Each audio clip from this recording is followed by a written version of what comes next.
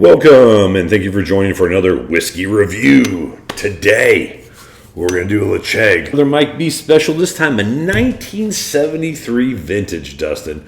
Gordon and MacPhail, Connoisseurs Choice. 73, okay. 40% ABV, 16-year-old. Interesting. So this guy has had, so this bottle's been around for what, 30 years essentially? Yeah. Made its way all the way to us. I don't know much about this whiskey. I believe it is peated. Yes. It's a Highland peat. Yeah. 40%, I would assume Joel Filter? From that era, you never know. Never know. Gordon and MacPhail. Thank you, Mike B, for sending us this one. Always sends us interesting whiskeys and just rare things I didn't know existed. Mike has been incredible in expanding our whiskey fund. Absolutely. And so I have a bottle of Ledaig we've never gotten to, and I still think of all of the Gaelic words that come through on these whiskeys, it's got to be the strangest distillery name. But what's shocking me on this, Mike, is it's such a clean smoke. And Ledaig is usually the dirtiest, funkiest, it's like the dually diesel hitting you in the face kind of smoke. This is very clean. Wow, Dustin. Approachable. This did not jump out at me on either one of these tasting packs of a dozen whiskeys. We're 8 or 9 into it. Well, the 73 should jump out at you, right? The 40%. That era. Well, yeah, but that era definitely is different. The point is, Dustin, this is rich peated smoke. Mm-hmm. Very, very aristocratic smoke. And accompanied with a floral note. All right, as I'm starting to dig in, I am getting a little of that gasoline from Ledaig. That too. There's a lot of things going on here. It's rare that a Scotch will present itself with a floral note. I rarely say that, but that's what it is. But yeah, I am getting a little bit of a mint vanilla note, which is very reminiscent more of a Kalila type malt. I can see that peppery lemon loaf. There is excellent sooty black pepper thing going on, all kind of together at the very end. Yeah, the peat in this is very, and this is definitely peat. The peat in this is very, it's absolutely unique, but it's rich, it's strong, and it's just slightly different than really anything that I've experienced before. Yeah, is this Highland peat? It's Highland peat. I've got a sample of their 18 at home, which, by the way, I'm actually going to probably buy a bottle of next time I see one, because it's exceptional whiskey, but it's so dirty compared to this. This is clean. This is shockingly clean. I've never had a Ledaig this clean. Yeah, it's almost like the peat's different. Peat does vary depending on where you source it from. I'm talking Ledaig in general. The 73 is just a different animal here. This is so clean. Kind of a candied. I don't want to say candied bubblegum again, but that's what I'm getting, another candied bubblegum note. To me, it's very vanilla. This is kind of boring in terms of the malt. It's vanilla, it's clean malt. Now, it's got a dirtiness in the peat, of course, that I've pointed out, the pepper, the sootiness. This is a 91 on the nose to me. Really? Okay. Yeah. Even at 40% ABV, it comes off way higher. I was going to say, actually, I'm having a little trouble digging into the malt itself. I'm getting the smoke. Having a little trouble deciphering the malt. Maybe I'm overhyping it, Dustin, but this, I'm not a huge fan of low ABV whiskeys, but this smells excellent to me. My issue, I don't think, is the ABV. It's just, it's such a subtle malt in general, I think, which is crazy because, again, Ledaig is not a subtle whiskey at all in any version I've ever had. Mm-hmm. I've got a Blackadder at home we got to get to at some point. Let me tell you, that thing ain't subtle. I'm expecting water to help me pick up some stuff on the nose here, so I'm going to dive into here. Marzipan, honey, smoke. I'm guessing this is a sherry cask, a refill sherry cask. There's kind of a bubblegum sweetness to it. Could be wrong. Then here on the layer, there's the floral note again.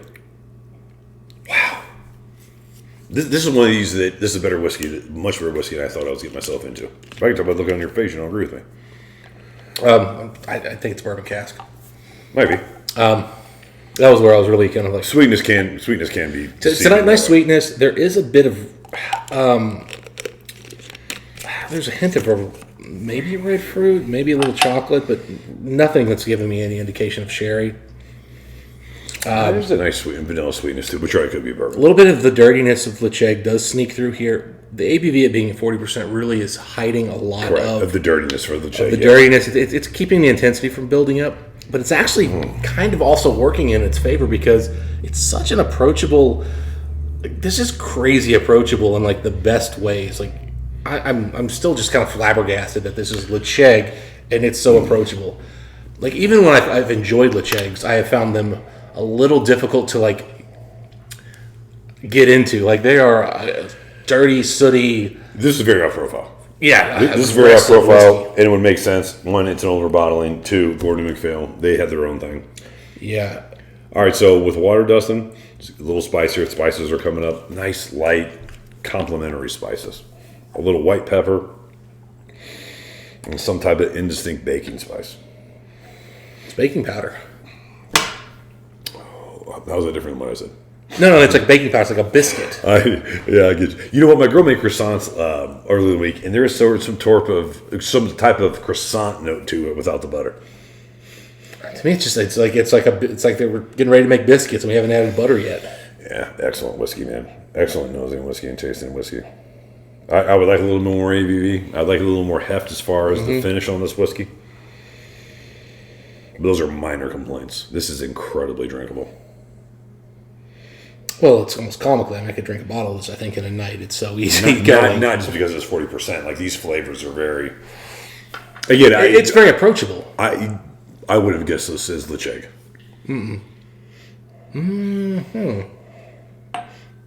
Yeah, like, now a darker pepper's coming up. I'm starting to get a little of that pepper bitiness, which is Ledaig-esque. But no, I would have thought this is a Compass Box blend with Kalila and some nondescript Highland to reduce the peat. There is a similarity to some Kalilas with the smoke note, a little bit of lemon, and the pepper. Oh, no, not pepper. The Talisker pepper is actually what I'm picking up here. Talisker is not a bad way to look at this one. You're right. I was actually thinking like some of the old Klein Leash stuff that we've had that had some funkiness to it. Justin, I'm not really a huge fan of most of the releases from this distillery. I really enjoyed this sample. All right, Dustin, whiskey score time. We'll call it my bottle. So let me write down my whiskey score, and you can go first. All right. Another Mike B special. We appreciate you, Mike. So I want to first off thank Mike B for this because this is really cool to get 73 distillate from Ledaig. I've really barely explored this distillery. I've had 2 independents and I've had the 18. And I think I once had the 10, which I don't remember that well. You said earlier he helped us expand our whiskey. What fun. Yeah. Is that what you said? Everything he sends us, it's all over the place. Yeah. 4-year-old Kalila, 30-year Bowmore. Yeah. The ones that are obvious great whiskeys are obvious great whiskeys. But man, all these obscure ones are absolute gems. You know, after that Bowmore 19 review. Oh my God, that was great. I had the Montreal Whiskey Assassin reach out to me. And he goes, this is the bottle I was telling you about all those years ago. This is my favorite Bowmore, other than Black Bowmore. Yeah. Well, anyway, the one that's $2,000 a sample. Yeah, so anyway, when he was watching that, he was just like, man, that's my like that thing was an absolute stunner. And like I was like, we knew it. Like we came off heavily sherry to us. I'm like, and we even thought it may not be that better. But this is the fun of this whiskey journey. Yeah. You know what I mean? Bowmore isn't a distillery that we gravitate to naturally. No. That was epic. Yeah, we keep trying. We're just like, just completely surprised. This is another one of those surprises. Doesn't it? So I was initially I was going to go 84 on this mic, but the last taste I had here, you can't be serious. Absolutely serious. The last pour though had enough lingering extra spiciness and finish. I'm going to bump it to 85. Mm-hmm. I think it's a very approachable, incredibly easy drinker, but that 40% for me, Mike, unfortunately, is coming off too thin, too watery. It's just not doing enough for me. I love what I do get here on flavor, but it's just doesn't have the depth and richness.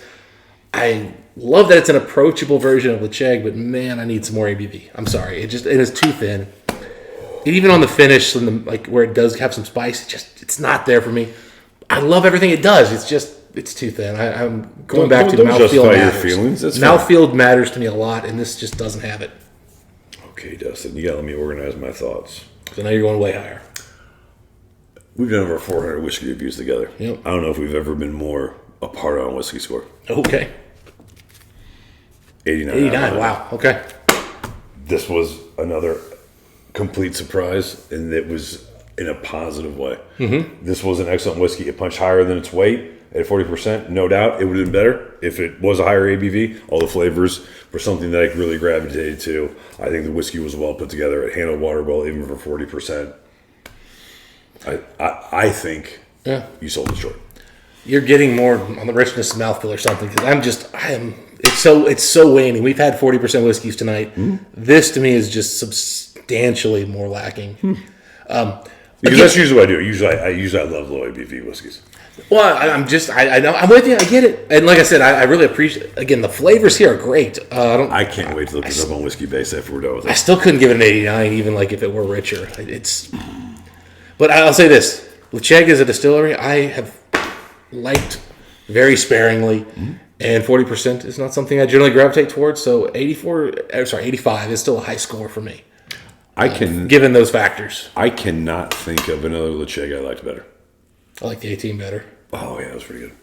Okay, so that's one I actually do want to buy, because the sherry cask one was really good. Yeah, I'm wrong. That was probably better whiskey, but I'm really excited about this whiskey. It's a fun whiskey. I would love to spend more time with it, I guess, but like have it fresh. Then the first pour of the night, it may have done better for me, but it's just it's not doing enough on the mouth, man. It really lacked, and even into the finish, it just didn't linger enough. You don't have an excuse, Dustin.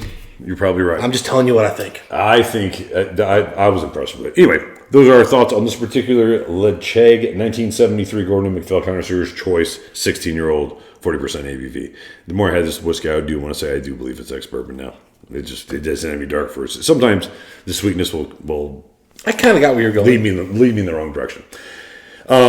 Justin, next one to wish the folks. Happy drinking, and thanks for helping us, Mike. Absolutely. See you next time.